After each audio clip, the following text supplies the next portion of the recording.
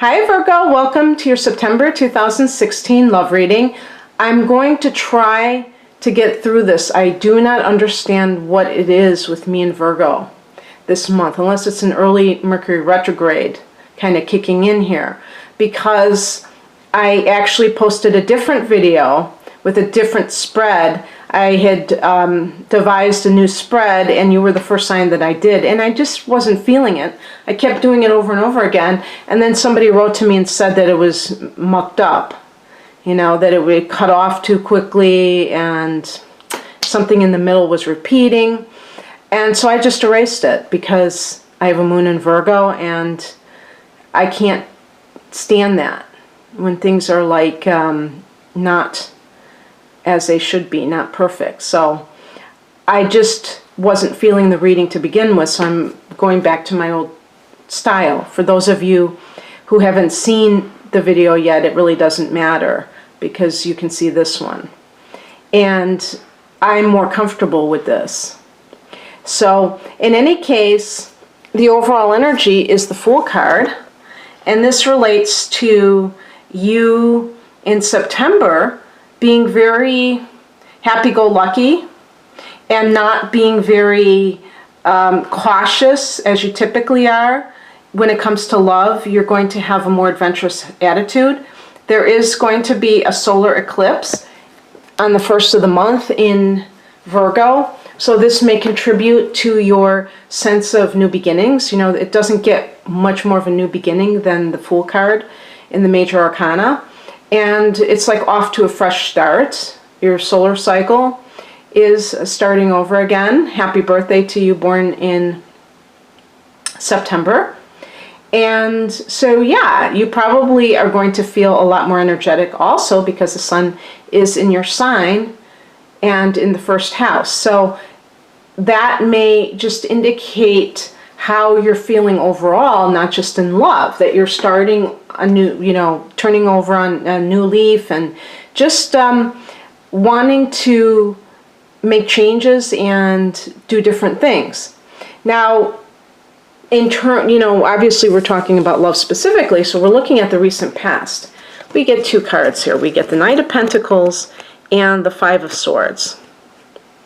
So, this could be a situation of a person who was somehow, and this may be in your past, that you were dealing with somebody who was slanderous.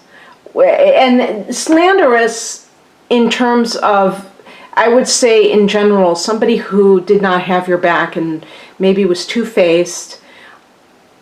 Is it a love relationship? It could be. I somehow think that you are the Knight of Pentacles.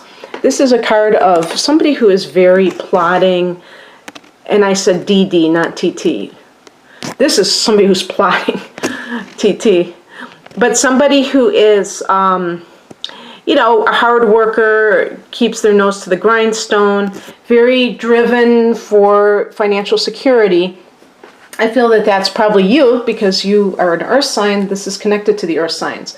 And with it being next to the Five of Swords, it could be that you were deceived by somebody who, and when I say deceived, I mean maybe they never lied to your face. Maybe they lied about you by someone either in your social circle or in...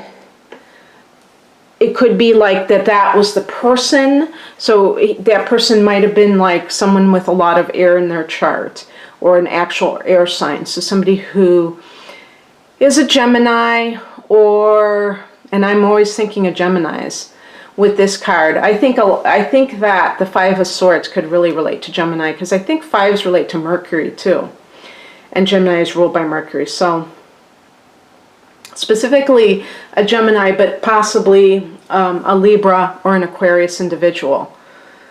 And you may have felt that everything was okay.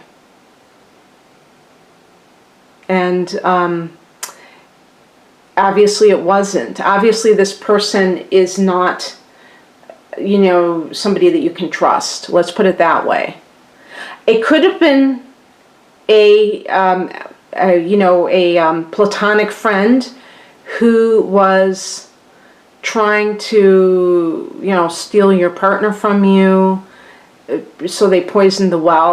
There's all kinds of scenario, maybe like a sister or brother-in-law, or, someone who pretends that they have your back and they really are talking behind your back and saying nasty things. And because the sword energy is all about verbal warfare, with the 5, there's like an instability with that. So it's not something that, and we're seeing several sword cards. So it can be on the verbal level that this is happening to you, about you. And that created problems in a past relationship. Now we have, for you now, in relationships, we have the Hierophant, Major Arcana, and the 7 of Cups. The Hierophant card is a card of seeing things from a spiritual rather than a materialistic perspective, which is a nice contrast to that Knight of Pentacles. That person who is really concerned with the material side of life. The Hierophant is concerned with the bigger picture. Now, in terms of signs, the Knight of Pentacles, this could be somebody also, even though you're an earth sign, there may be another earth sign. And I think it's specifically along the lines of Taurus, but I always think of Capricorn with the Knight of Pentacles. So maybe there was an earth sign individual involved, because the Hierophant definitely relates to Taurus. And then we have, along with that, the 7 of Cups. So it could be that you're in a state of flux. That's why I say when you have the Fool card, this is a card of you on your own. It's not you, bogged down with relationships. So if you are in an unhappy long-term relationship, you may be fantasizing about being the Fool and going off on your own. And the 7 of Cups is all about choices. But you're going to be choosing, if there are 2 people involved, and as I say, these could be air versus earth signs, whoever it is, you are not going to I don't think you're going to allow practicality to cloud the choice that you're making. I think you're going to be more concerned with the soul level of the relationship, the spiritual level. And that's evidenced by the Hierophant. Now, sometimes the Hierophant can relate to getting married. So it could be, too, that maybe you were engaged, or you thought you were going to get married, and you found out some gossip or something that, foiled that plan. And now you realize that you had a lot more options than you thought. Maybe you kind of were going to do something out of a sense of, I don't want to say desperation, but, and a perfect example is getting married around the time that you're 30 years old, because you think, I have to be married by the time I'm 30. And there's no law or anything that says that, but you just have in your mind this idea, and you end up, with the wrong person. Or maybe you want to start a family, and you're so into wanting to have a child that you don't consider who the person is that you're making the child with. So all of these things, are swirling around, and that 7 of Cups indicates that. Because, if you look at the cups, I always get a kick out of this. And you look at all those things that are in the cups, it's not something that is necessarily desirable things. But they're things, and people kind of latch onto things sometimes. They think something is better than nothing. And sometimes it's just not true. Now, very interesting. By the way, I hope that some of this is making sense to to some people, because it does seem a little bit all over the map. And I'm just hoping that at least a few cards resonate with you and have brought some kind of a message to you. Because, I realize that it might be a little bit abstract or seeming kind of strange. I don't know, maybe it isn't. Maybe it makes perfect sense. But what happened when I picked the higher message was the two cards came out, and that never happens. But I decided to honor both of them, because how can I choose? So I got the Queen of Cups with the Seven of Swords. Now, this is the Seven of Swords, and I mean, these two cards indicated to me that I felt that something had happened with deception, because this is a card of deception. Sometimes the Seven of Swords can indicate someone actually stealing from you, but in most cases that stealing is something related to, in a relationship it would be related to maybe misrepresenting themselves, or, it could be using you for money. And you may feel like it's okay because you're getting something out of the relationship, but you know that that if the money gets cut off, that person will be gone. But it can just be that the person is sneaking around behind your back. And the Queen of Cups indicates to me that you knew that. And, sometimes I even get this, when I'm doing a private reading, and the Queen of Cups comes up, and I always think, well, this person knows, but are they willing to really honor their intuition, or are they going to make excuses for it? And, sometimes people make excuses, and they pretend that they don't see what is right in front of their nose, and so it's very interesting. And I think that as a message from Spirit, the Queen of Cups is saying that you're involved in this. You can't just play the victim if you are in that dynamic of being with somebody who is, let's say, cheating, and you look the other way. Then you are part of the problem. Because chances are they're not going to stop doing what they're doing unless you refuse to be a party to it or be a part of it. What crosses you is the Ten of Swords. So, like the Five of Swords, the Ten of Swords deals with betrayal. With the Ten of Swords, though, the betrayal has reached the culmination, and really you are in a better place now because you are able to recover. You've gone as far as you can go, far down as you can go, and now there's only up.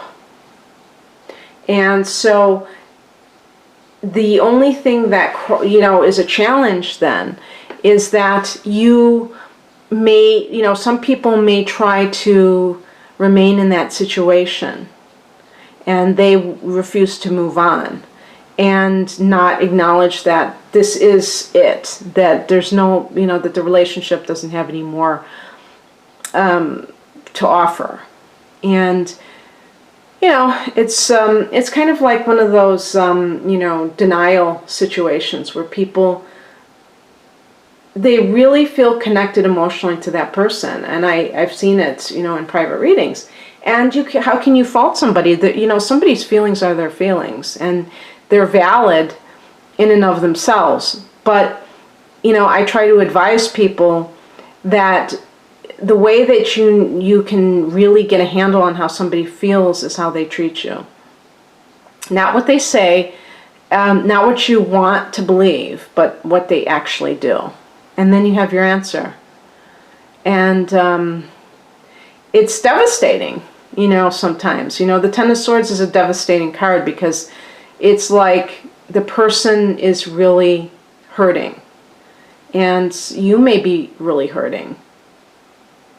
And, sometimes people, they watch these things and they go, it doesn't resonate for them, but they don't have any problems in the relationship, so why are they watching? This is for people who are having problems in your relationship. But anyway, so what is in your favor, another 10. So we have to think about family, is the 10 of Cups. This is a really positive card.